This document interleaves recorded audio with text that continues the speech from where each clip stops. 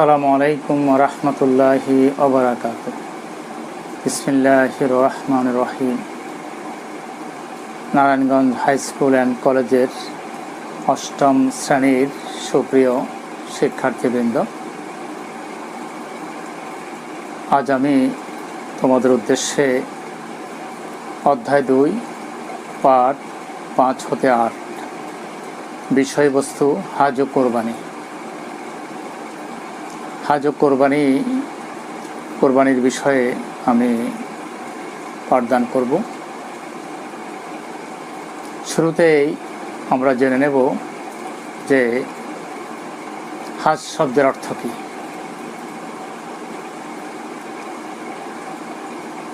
হাজ আরবি শব্দ, এর অর্থ সংকল্প করা, ইচ্ছা করা। আর পরিভাষাগত দিক থেকে এর অর্থ হচ্ছে নির্দিষ্ট দিবসসমূহে নির্ধারিত পদ্ধতিতে আল্লাহর সন্তুষ্টি লাভের উদ্দেশ্যে কাবাঘর ও সংশ্লিষ্ট স্থানসমূহে বিশেষ কার্যাবলী সম্পাদন করা। এটি হলো পারিভাষিক অর্থ। সূরা আলী ইমরানের 97 নম্বর আয়াতে মহান আল্লাহ বলেন, মানুষের মধ্যে যার সেখানে যাওয়ার সামর্থ্য আছে, আল্লাহর উদ্দেশ্য গৃহে হাজ করা তার জন্য অবশ্য কর্তব্য। মহাগ্রন্থ আল কোরআনের এই আয়াতের আলোকে এটি প্রমাণিত হলো যে যাদেরকে মহান আল্লাহ সামর্থ্য দিয়েছেন, আর্থিক সচ্ছলতা দিয়েছেন, ঐশ্বর্য দিয়েছেন, তাদেরকে মহান আল্লাহর পবিত্র ঘর বাইতুল্লাহতে যেতে হবে এবং হজ সুসম্পন্ন করতে হবে। জীবনে একবার হজ করা ফরজ, আবশ্যিক বিষয়। যাদেরকে আল্লাহ পাক সেই ঘর পর্যন্ত যাওয়ার আর্থিক, শারীরিক এবং মানসিক সার্বিক দিক থেকে সামর্থ্য প্রদান করেছেন। আমরা জানি যে ইসলামের 5টি স্তম্ভের মধ্যে হাজ অন্যতম একটি গুরুত্বপূর্ণ স্তম্ভ এবং পৃথিবীর সর্বপ্রথম ঘর বাইতুল্লাহ।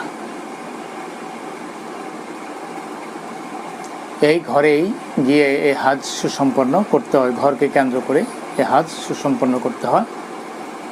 হজরত ইব্রাহিম ও ইসমাইল আলাইহিমাসসালাম এবং বিবি হাজরার স্মৃতি বিজড়িত পবিত্র কাবা ঘর। আমরা জানি যে প্রায় 4000 বছর আগের কথা ইব্রাহিম আলাইহিস সালাম হজরত হাজরা ও শিশুপুত্র ইসমাইলকে কাবা ঘরের নিকটবর্তী জনমানব শূন্য স্থানে রেখে যান। আল্লাহ পাকের নির্দেশে তিনি এটি করেছিলেন এবং তাদের জন্যে কিছু খাদ্য পানীয় রেখে গিয়েছিলেন। কয়েকদিনের ব্যবধানেই তা শেষ হয়ে যায়। পরবর্তীতে যখন হজরত হাজরা পিপাসার্ত হলেন, শিশুপুত্র ইসমাইল পিপাসার্ত হলেন, পানি সংগ্রহের জন্যে তিনি একবার সাফা একবার মারওয়া এইভাবে তিনি দৌড়াদৌড়ি করেছেন। তিনি 7 বার দৌড়াদৌড়ি করেছেন, যেটাকে ইসলামী শরীয়তে সাই বলা হয়। হাজী সাহেবগণ হজ করতে গিয়ে হযরত হাজরা যেই ছোটাছুটি করেছিলেন, দৌড়াদৌড়ি করেছিলেন, সেই বিষয়টি হাজী সাহেবগণও করে থাকেন। এটিকে সাই বলা হয় এবং এটি শরীয়তের অন্যতম পরিভাষা ওয়াজিব হিসাবে স্বীকৃত হয়েছে। এক পর্যায়ে তিনি ছুটে এসে দেখলেন যে শিশুপুত্র ইসমাইলের পায়ের নিকটবর্তী স্থানে পানি বেরিয়ে আসছে নিচের দিক থেকে। আর এটি হলো জমজম কূপ। আল্লাহ সুবহানাহু ওয়া তাআলা হযরত ইসমাঈল আলাইহিস সালাম এবং বিবি হাজেরার জন্য পানির সুব্যবস্থা করে দিলেন। এদেরকে রেখে যাওয়ার সময় হযরত ইব্রাহিম আলাইহিস সালাম আল্লাহর কাছে দোয়া করেছিলেন যাতে করে আল্লাহ তাদের জন্য খাদ্য এবং পানির ব্যবস্থা করেন এবং ফল ফলাদির ব্যবস্থা করে দেন। আল্লাহ সেটা করেছেন। আল্লাহর প্রতি হযরত ইব্রাহিম আলাইহিস সালামের যেমন বিশ্বাস ও আস্থা ছিল, বিবি হাজেরারও ঠিক তদ্রূপ আস্থা ও বিশ্বাস ছিল। এই জন্য আল্লাহ পাক এইভাবে করে তাদের খাদ্য পানীয়ের ব্যবস্থা করে দিলেন এবং এই পানিকে কেন্দ্র করে জরহম গোত্রের লোকসহ অন্যান্য লোকজন এসে এখানে বসবাস করতে শুরু করলেন এবং জনমানব শূন্য এই মরুভূমি এক পর্যায়ে শহরে রূপ নিল। আর বর্তমানে তো এটা পৃথিবীর শ্রেষ্ঠতম শহরের পর্যায়ভুক্ত হতে পেরেছে।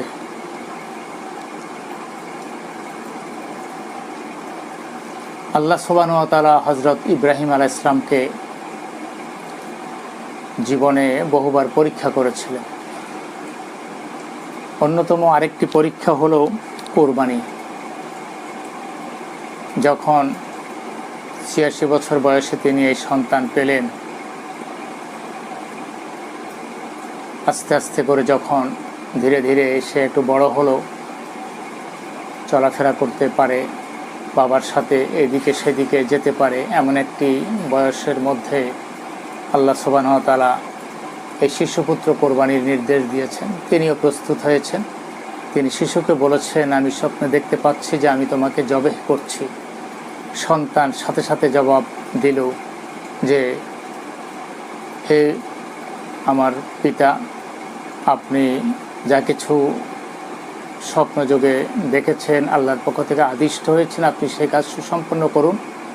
সাতাজিদুনি ইনশাআল্লাহ মিনাস সাবিরিন, অচিরেই আপনি আমাকে ধৈর্যশীলদের অন্তর্ভুক্ত পাবেন। পিতা পুত্র কোরবানি করবার জন্য এবং নিজে কোরবানি হয়ে যাওয়ার জন্য প্রস্তুত। হযরত ইসমাঈল আলাইহিস সালামকে শায়িত করা হলো এবং ছুরি চালালেন। আল্লাহর পক্ষ থেকে একটি দুম্বা পাঠিয়ে দেওয়া হলো। হযরত ইসমাঈল আলাইহিস সালামকে ছুরির নিচ থেকে নিয়ে আসা হলো ফেরেশতাদের মাধ্যমে। এইভাবে করে মহান আল্লাহ হযরত ইব্রাহিম আলাইহিস সালামকে পুরস্কৃত করলেন, অর্থাৎ তাকে বললেন যে, কাদ সাদ্দাকতা রুইয়া, ও হে ইব্রাহিম, তুমি স্বপ্নকে বাস্তবে রূপ দিয়েছ।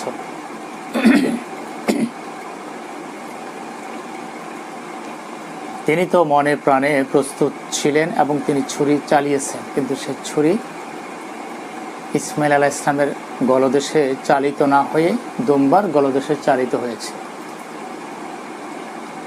এই ধরনের নিষ্ঠা, এই ধরনের আন্তরিকতা, ঐকান্তিকতা সহকারে তিনি আল্লাহর সন্তুষ্টি অর্জনে সক্ষম হয়েছিল।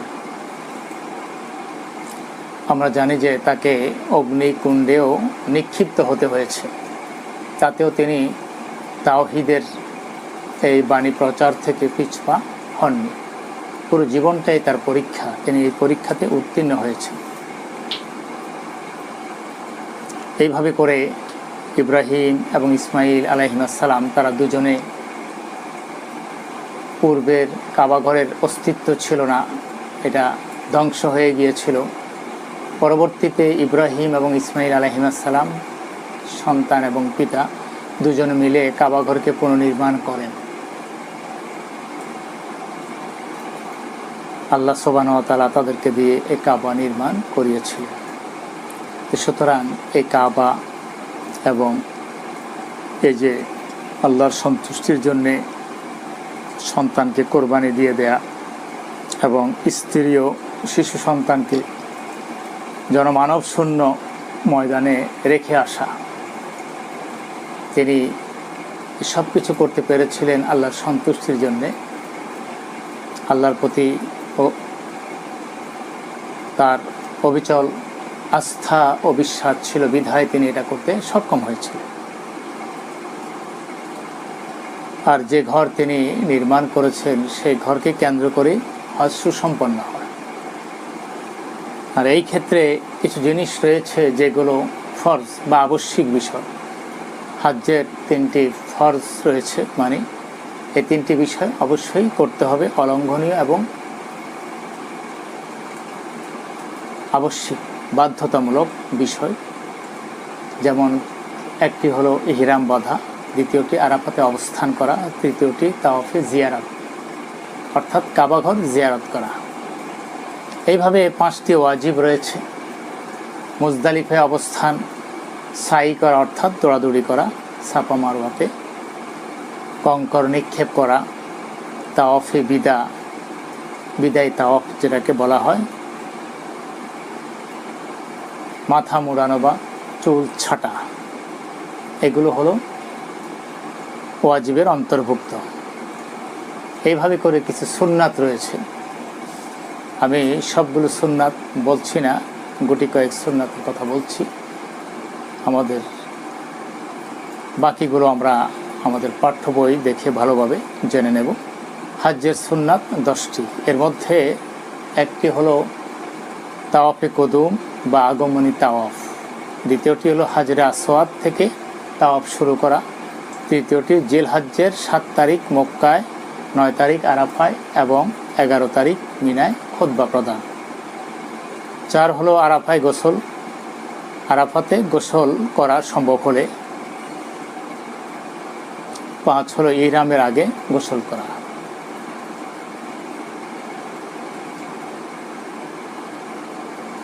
6 হলো 11, 12 এবং 13 তারিখ ক্রমধারা ঠিক রেখে কঙ্কর নিক্ষেপ করা।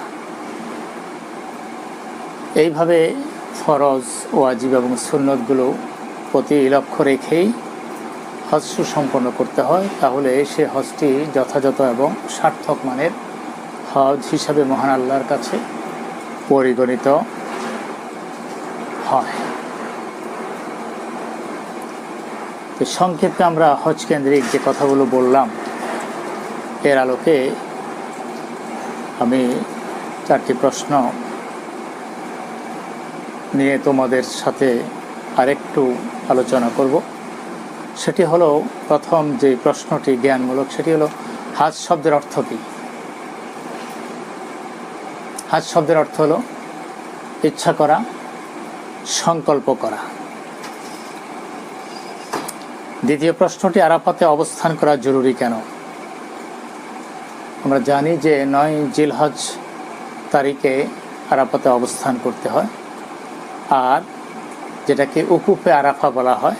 আরাফাতে অবস্থান ইতিপূর্বে আমরা বলেছি যে হজ্জের 3টি ফরজের মধ্যে এহরাম বাঁধা, আরাফাতে অবস্থান করা এবং বাইতুল্লাহ জিয়ারত করা, মানে বাইতুল্লাহ তাওয়াফ করা, মানে বাইতুল্লাহর চতুর্দিকে প্রদক্ষিণ করা। উকুফে আরাফা বা আরাফাতে অবস্থান হলো 3টি ফরজের মধ্যে অন্যতম একটি ফরজ ইবাদত। যেহেতু এটি ফরজ ইবাদত, অবস্থান করাটা হলো ফরজ, আবশ্যিক বিষয়, তাই এ জায়গাতে অবস্থান করতেই হবে। ফরজ বিধানটি সুসম্পন্ন করবার জন্যে এবং এর মাধ্যমে হজের কার্যক্রমকে যথাযথ মানে পৌঁছে দেবার জন্য এবং তার মাধ্যমে আল্লাহর সন্তুষ্টি অর্জন করবার জন্য। যেহেতু এটি ফরজ, এটি আবশ্যিক, যেহেতু এটি অলঙ্ঘনীয় বা অনস্বীকার্য, যেহেতু এটি বাধ্যতামূলক, তাই আরাফাতে অবস্থান করতেই হবে। তৃতীয় প্রয়োগমূলক যে প্রশ্ন, কিভাবে যথাযথ মানের হজ সম্পাদন করতে হয়? যথাযথ মানের হজ যদি সম্পাদন করতে চাই, তাহলে অবশ্যই বিশুদ্ধ নিয়ত লাগবে। নিয়তের পরিচ্ছন্নতা থাকতে হবে। সাথে সাথে 3টি ফরজ, সেটি হলো ইহরাম বাঁধা, আরাফাতে অবস্থান করা এবং তাওয়াফে জিয়ারত বা বাইতুল্লাহর প্রদক্ষিণ করা।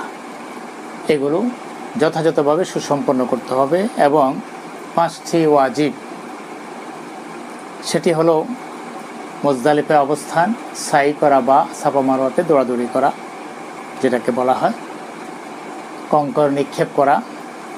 3টি শয়তান আছে, প্রতীকী শয়তান, 3টি স্তম্ভ আছে, 1 2 3 এইভাবে করে স্তম্ভগুলোতে পাথর নিক্ষেপ করতে হয়। তারপরে বিদায়কালীন তাওয়াফ করতে হয়। যারা মক্কার বাইরে থেকে যারা মক্কায় হজ করতে গিয়েছে তাদের জন্য, মানে বিদেশিদের জন্য এটি একটা বিধান যে বিদায়কালীন তাওয়াফ করতে হবে। এছাড়া যেটি পঞ্চম সেটি হলো মাথা মোড়ানো বা চুল ছাঁটা। 3টি ফরজ, 5টি ওয়াজিব।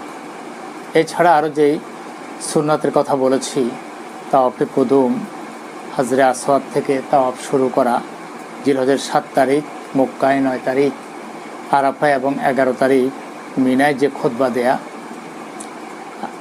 এবং সম্ভব হলে আরাফাতে গোসল করা, পঞ্চম ইহরামের আগে গোসল, ষষ্ঠ, 11, 12 এবং 13 তারিখের ক্রমধারা ঠিক রেখে কঙ্কর নিক্ষেপের এই কার্যক্রমটি সুসম্পন্ন করা। যদি এইভাবে আমরা বিশুদ্ধ নিয়ত, 3টি ফরজ, 5টি ওয়াজিব এবং আরও 10টির মতো যেই সুন্নাত রয়েছে, এই সবগুলো কার্যক্রম যদি আমরা যথাযথভাবে, শরীয়ত স্বীকৃতভাবে, সুন্দরভাবে, মার্জিতভাবে, যথার্থভাবে সুসম্পন্ন করতে পারি, তাহলেই আমাদের হজ যে সুন্দরভাবে সুসম্পন্ন হয়েছে, যথাযথভাবে সম্পন্ন হয়েছে, এটা প্রমাণিত হবে। প্রিয় শিক্ষার্থীবৃন্দ, চতুর্থ যে প্রশ্নটি সেটি হলো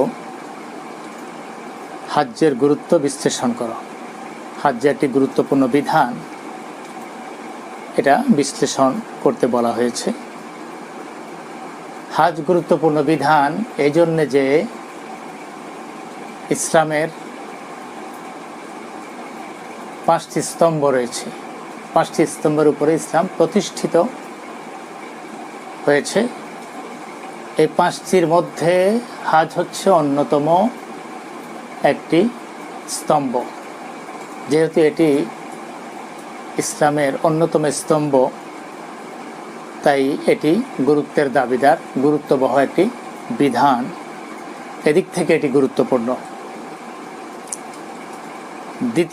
দ্বিতীয়ত যেই বাইতুল্লাহ বা কাবাঘর, এটি হলো হেদায়েতের প্রাণ কেন্দ্র। সর্বপ্রথম এই ঘর মহান আল্লাহ তৈরি করেছেন এবং সেটা হুদাল লিন্নাস, তিনি কোরআনে বলেছেন, মানবতার জন্য হেদায়েত।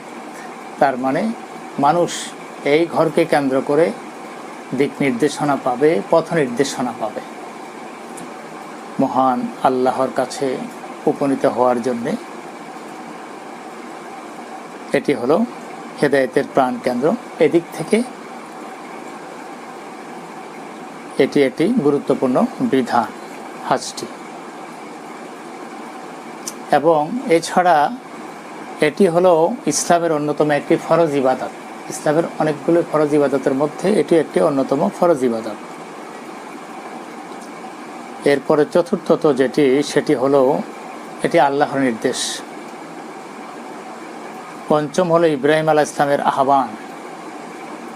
ষষ্ঠ, গুনাহ মাফ হয় এর মাধ্যমে। এবং সপ্তম হলো অভাব দূর হয়। যারা হজ সুসম্পন্ন করে যথাযথ নিয়তের মাধ্যমে সুন্দরভাবে সুসম্পন্ন করে, আল্লাহ পাক তাদের অভাব অনটন দূর করে দেন, গুনাহ মাফ করে দেন। এবং অষ্টম যেটা, সাম্য, বিশ্ব ভ্রাতৃত্ব সৃষ্টি হয় এর মাধ্যমে। তো এই সকল দিক থেকে বিবেচনা করলে হজ হলো একটি গুরুত্বপূর্ণ ইবাদত। হাদিস শরীফে এসেছে, মুহাম্মদুর রাসূলুল্লাহ সাল্লাল্লাহু আলাইহি ওয়াসাল্লাম বলেছেন, কোনো ব্যক্তি যদি মাবরুর হজ সুসম্পন্ন করে তাহলে এর বিনিময় শুধুমাত্র জান্নাত। তাহলে যদি সুন্দরভাবে, যথাযথভাবে সঠিক নিয়ম নীতি অবলম্বন করে হাজের বিধান সুসম্পন্ন করা যায়, তাহলে এর বিনিময়ে মহান আল্লাহ জান্নাত প্রদান করবেন।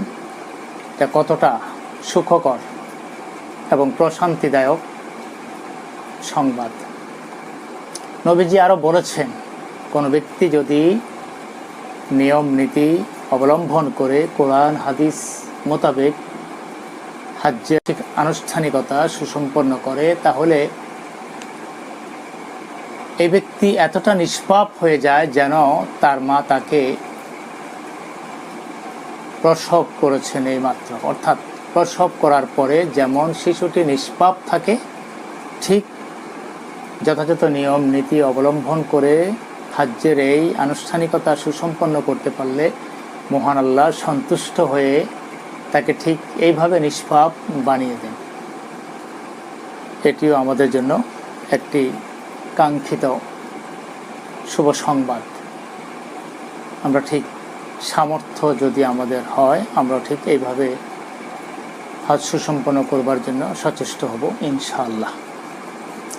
প্রিয় শিক্ষার্থীবৃন্দ, হজের শেষে আমরা কোরবানি কেন্দ্রিক আলোচনা করব। আল্লাহ সুবহানাহু ওয়া তাআলা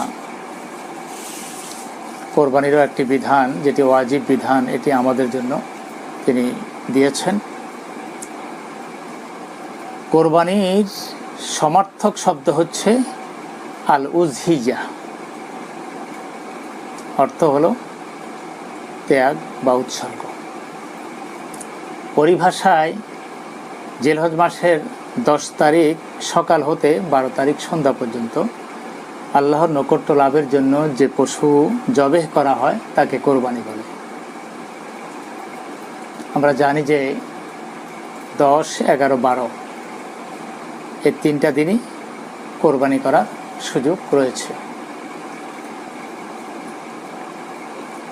সুতরাং এই 3 দিনের শুরু হয় 10 তারিখ সকাল থেকে আর শেষ হয় 12 তারিখ সূর্যাস্ত পর্যন্ত। তাই পরিভাষাগত দিক থেকে 10 তারিখ সকাল হতে 12 তারিখ সন্ধ্যা পর্যন্ত আল্লাহর নৈকট্য লাভের জন্যে যে পশু জবাই করা হয় বা কোরবানি করা হয় তাকে, সেটাই হলো কোরবানি। ইব্রাহিম আলাইহিস সালামের সময় হতে এটি চলে আসছে। আত্মত্যাগ ও নৈকট্য লাভের অন্যতম একটি মাধ্যম হলো এই কোরবানি। হযরত ইব্রাহিম আলাইহিস সালাম বৃদ্ধ বয়সে ইসমাঈল আলাইহিস সালামকে কোরবানির নির্দেশ পেয়েছেন এবং তিনি, আমি ইতিপূর্বে বলেছি হজ্জের আলোচনা করতে গিয়ে, যে তিনি তার সন্তানের গলদেশ ছুরি চালিয়েছেন, এমনটি তার ধারণা। যেহেতু তিনি পূর্বেই সুনিশ্চিত হয়েছেন যে তিনি তার সন্তানকে শায়িত করেছেন, তাকে জবে করবার জন্যে, কোরবানি করবার জন্যে আল্লাহ সন্তুষ্ট হয়েছেন। আল্লাহ প্রমাণ পেয়েছেন যে স্বপ্নযোগে প্রাপ্ত এই নির্দেশ ইব্রাহিম আলাইহিস সালাম যথাযথভাবে সুসম্পন্ন করবার জন্যে তিনি পূর্ণাঙ্গ প্রস্তুতি গ্রহণ করেছেন এবং তিনি ছুরি চালিয়েছেন।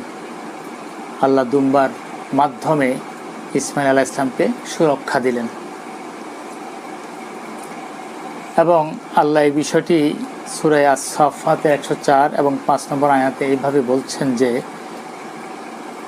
তখন আমি তাকে আহ্বান করে বললাম, হে ইব্রাহিম, তুমি তো স্বপ্নদেশ সত্যিই পালন করলে। আল্লাহ বললেন, স্বপ্নে আমি যা কিছু তোমাকে দেখিয়েছি তুমি তা যথাযথভাবে, সুন্দরভাবে, সার্থকভাবে সুসম্পন্ন করেছ। এবং সন্তানকে তিনি বললেন, হে প্রিয় বৎস, আমি স্বপ্নে দেখেছি যে তোমাকে আমি জবাই করছি। আর সন্তানও ঠিক বললেন, ইয়া আবাতি ফাল মা তু'মারু সাতাজিদুনি ইনশাআল্লাহু মিনাস সাবিরিন। আপনি আদিষ্ট বিষয়টি আপনি সুসম্পন্ন করুন, আমাকে অচিরেই আপনি ধৈর্যশীলদের অন্তর্ভুক্ত পাবেন। যেমন পিতা তেমন সন্তান। এটি হলো হজরত ইব্রাহিম আলাইহিস সালামের আমল থেকে চলে আসা একটি ওয়াজিব বিধান, এবং এটি ইব্রাহিম আলাইহিস সালামের সুন্নাহ।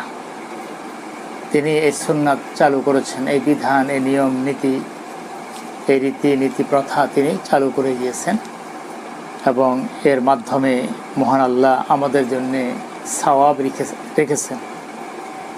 যারা সামর্থ্যবান ব্যক্তি তাদের পশু কোরবানি করা উচিত, সেটা ছাগল হোক, গরু হোক, দুম্বা হোক, উট হোক। তবে এই ক্ষেত্রে ছাগল, ভেড়া, দুম্বার ক্ষেত্রে 1 বছর হতে হবে, গরুর ক্ষেত্রে 2 বছর হতে হবে, এবং উটের ক্ষেত্রে 5 বছর বয়স হতে হবে। এই বয়স সীমার মধ্যে আমরা এই পশুগুলো থেকে পছন্দ করে যে কোনো পশু ক্রয় করে আল্লাহর সন্তুষ্টির জন্যে কোরবানি করতে পারি, এ বিধান রয়েছে। তবে এই ক্ষেত্রে যে বিষয়টি সেটি হলো তাকওয়া। আল্লাহ বলেছেন, বান্দার পক্ষ থেকে যে পশু জবাই করা হয় এর গোশত এবং রক্ত আমার কাছে পৌঁছে না, ওয়ালাকিন ইয়ানালুহুত তাকওয়া মিনকুম, বরং তোমাদের পক্ষ থেকে তাকওয়া আমার কাছে পৌঁছে। মানে আল্লাহ ভীরুতা, আল্লাহর প্রতি যে ভয়ভীতি অন্তরে জাগ্রত রেখে মানুষ শরীয়তের বিধানগুলো সুসম্পন্ন করে, সেই আল্লাহ ভীতি মহান আল্লাহর কাছে চলে যায়। অর্থাৎ আল্লাহ পাক সেটা দেখেন যে বান্দা তাকে ভয় করছে কিনা, বান্দার অন্তরে আল্লাহ পাকের ভীতি কার্যকর রয়েছে কিনা, এবং সেই ভয়ভীতি অন্তরে জাগ্রত রেখে সে যাবতীয় কার্যক্রম সুসম্পন্ন করছে কিনা। আর পশু জবাই করার যে বিধান, এটি তো একটা প্রতীকী বিধান।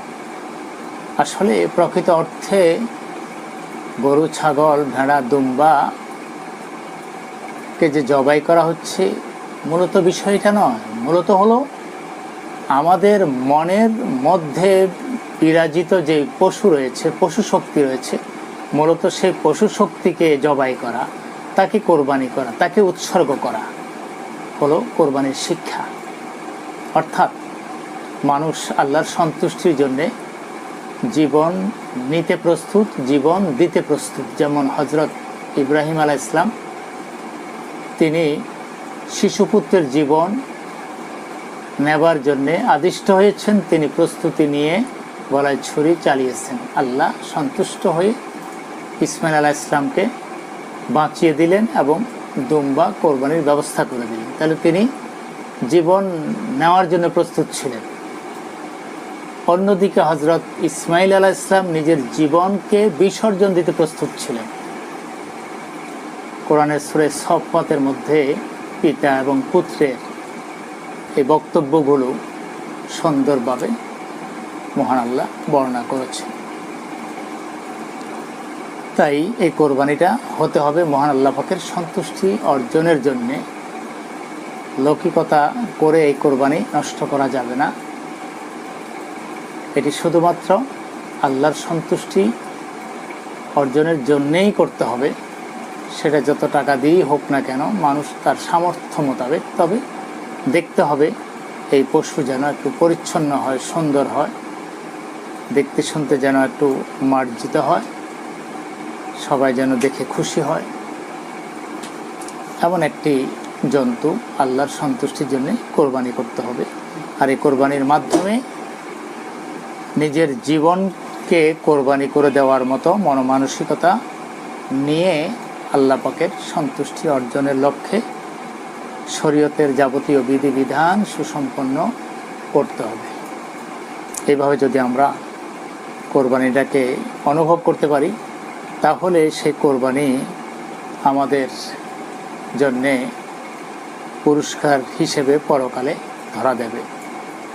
আর যদি কোনো ত্রুটি বিচ্যুতি থেকে থাকে, তাহলে তো আমরা পুরস্কৃত হব না, বরং আমরা তিরস্কৃত হব।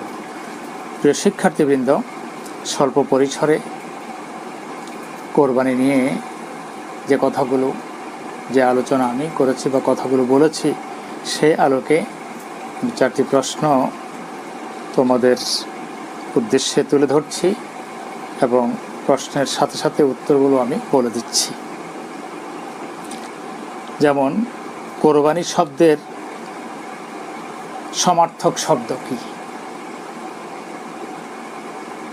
কোরবানি শব্দের সমার্থক শব্দ হচ্ছে উজহিয়া,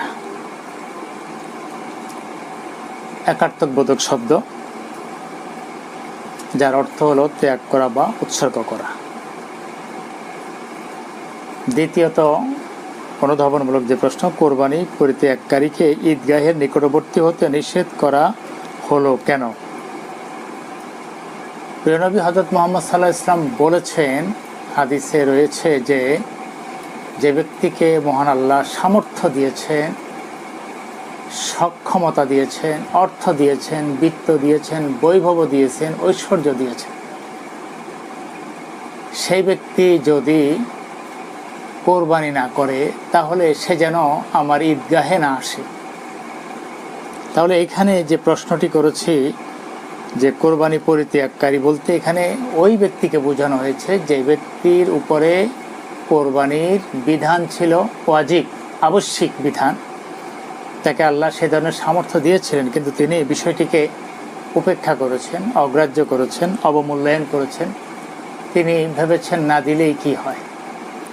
নবীজি এই ব্যক্তির ব্যাপারে সতর্কবাণী উচ্চারণ করে বলেছেন সে যেন আমার ঈদগাহে না আসে, অর্থাৎ সে কোরবানি দেয়নি, আল্লাহ তাকে অর্থ দিয়েছেন, আল্লাহ পাকের কৃতজ্ঞতা পাশে সে আবদ্ধ হয়নি। সুতরাং যে ব্যক্তি অর্থটাকে আল্লাহর সন্তুষ্টির জন্য ব্যয় করতে পারেনি, সে ব্যক্তি ঈদগাহে কেন আসবে? ঈদগাহে এসে সে আল্লাহর জন্য কি নামাজ পড়বে, কি দোয়া সে করবে? আল্লাহ তার দোয়া কেন কবুল করবেন? কারণ সে তো আল্লাহ পাকের ওয়াজিব বিধান, যেটি পূর্বের যে বিধানটি ছিল সেটিও ওয়াজিব ছিল, সে পূর্বের ওয়াজিবটি সে করেনি, সে পরের ওয়াজিবটি সুসম্পন্ন করতে সে কেন আসবে? সুতরাং কোরবানি পরিত্যাগকারীকে ঈদগাহের নিকটবর্তী হতে নিষেধ করা হয়েছে এই জন্য যে সে ব্যক্তির কোরবানি করবার মতো সামর্থ্য রয়েছে, আল্লাহ সেই অর্থ করি তাকে দিয়েছেন, কিন্তু সে ওয়াজিব বিধানটাকে ইচ্ছে করেই আবেগ তাড়িত হয়ে বা নিজের মন মতো সিদ্ধান্ত নিয়ে সে এটিকে উপেক্ষা করেছে, অবমূল্যায়ন করেছে। এই জন্যে মহান আল্লাহর নবী অসন্তুষ্ট হয়ে বলেছেন সে যেন ঈদের জামাতে অংশগ্রহণ না করে। প্রিয় শিক্ষার্থীবৃন্দ, তৃতীয় যে প্রশ্নটি প্রয়োগমূলক, কিভাবে মহান আল্লাহর সন্তুষ্টি অর্জন করা যায়? মহান আল্লাহর সন্তুষ্টি যদি অর্জন করতে হয় তাহলে মহান আল্লাহ পাক কোরবানির ব্যাপারে যে বিধান দিয়েছেন সে বিধান পুরোপুরিভাবে সুসম্পন্ন করতে হবে। তার জ্বলন্ত উদাহরণ হযরত ইব্রাহিম এবং ইসমাইল আলাইহিমাসসালাম, পিতা পুত্র, কিভাবে পিতা সন্তানকে জবাই করবার জন্যে শায়িত করেছেন এবং গলদেশে ছুরি চালিয়েছেন, এবং সন্তানও ঠিক নিজের গলদেশকে বাবার জন্যে সুনিশ্চিত করে দিলেন এবং বললেন, আমি ধৈর্যশীল থাকব, আমাকে নিয়ে আপনি দুশ্চিন্তাগ্রস্ত হবেন না। এই যে মনে প্রাণে তারা নিজের জীবনটাকে দিয়ে দিতে কতটা প্রস্তুতি গ্রহণ করেছে। আর আল্লাহ বলেছেন যে ইন্নাল্লাহ হাশতারা মিনাল মুমিনিনা আনফুসাহুম ওয়া আমওয়ালাহুম বিআন্না লাহুমুল জান্নাহ, নিশ্চয়ই মহান আল্লাহ মুমিনদের থেকে জান্নাতের বিনিময়ে জান এবং মাল, জীবন এবং সম্পদ ক্রয় করে নিয়েছেন। তাহলে বোঝা গেল আল্লাহ আমাদের জীবন দিয়েছেন, আমাদের সম্পদ দিয়েছেন, আবার জীবন ও সম্পদ আল্লাহ ক্রয় করে নিয়েছেন, নিয়ে আপাতত কিছু দিনের জন্য আমাদের কাছে রেখে দিয়েছেন পরীক্ষার জন্যে, যে আল্লাহ যখন জীবনটা চাইবেন, আল্লাহ যখন অর্থটা চাইবেন, তখন আমরা জীবন এবং অর্থ সে মহান আল্লাহর জন্যে ত্যাগ করতে পারবো কিনা বা পারি কিনা বা উৎসর্গ করি কিনা, এটা আল্লাহ পাক দেখতে চান।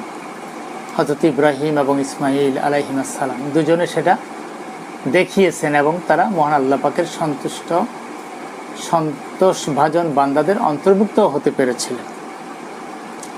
এইভাবে করে যদি আমরাও আমাদের জীবনের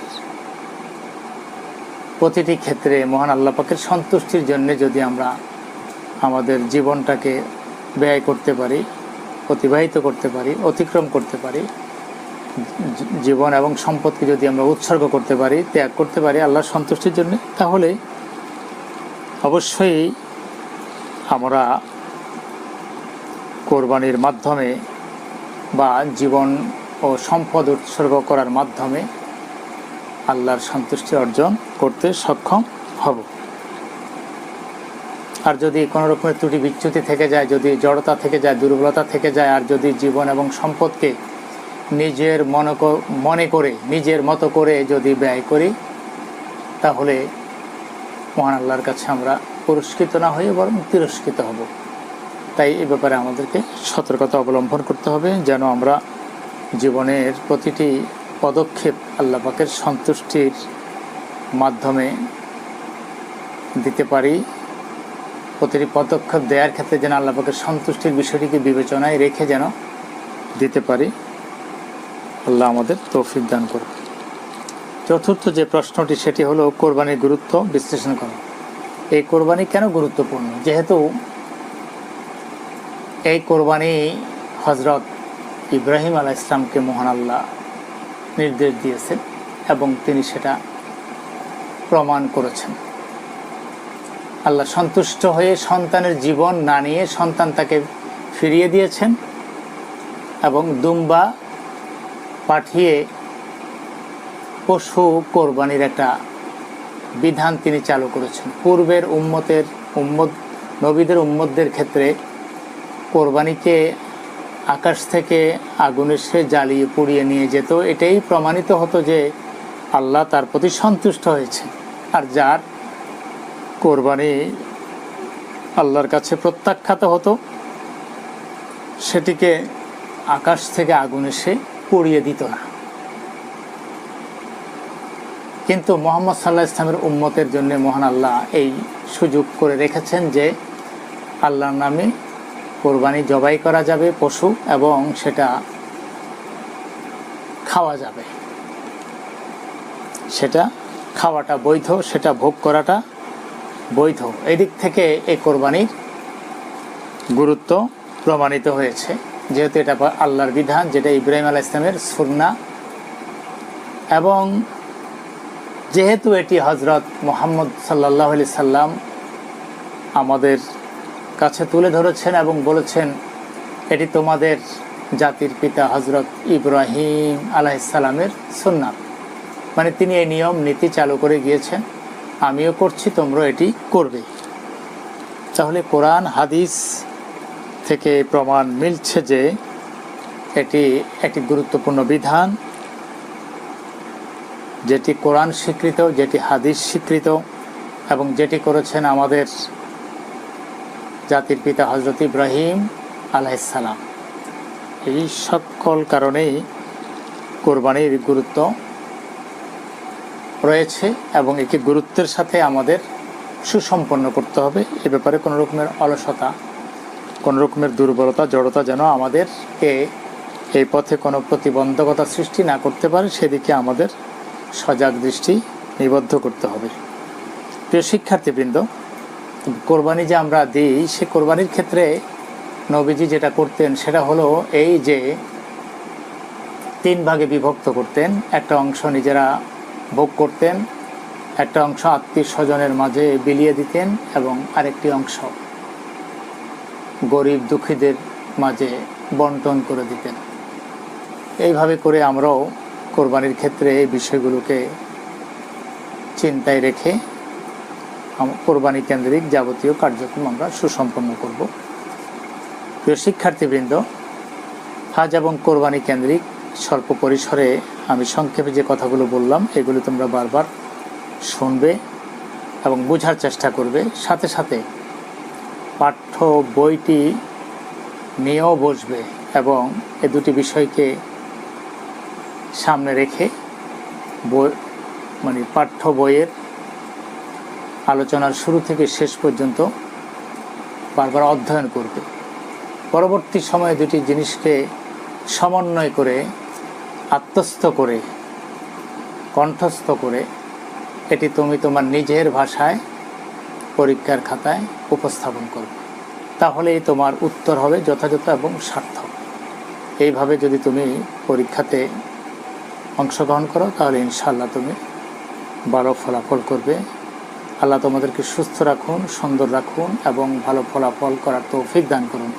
আসসালামু আলাইকুম ওয়া রাহমাতুল্লাহি ওয়া বারাকাতুহু।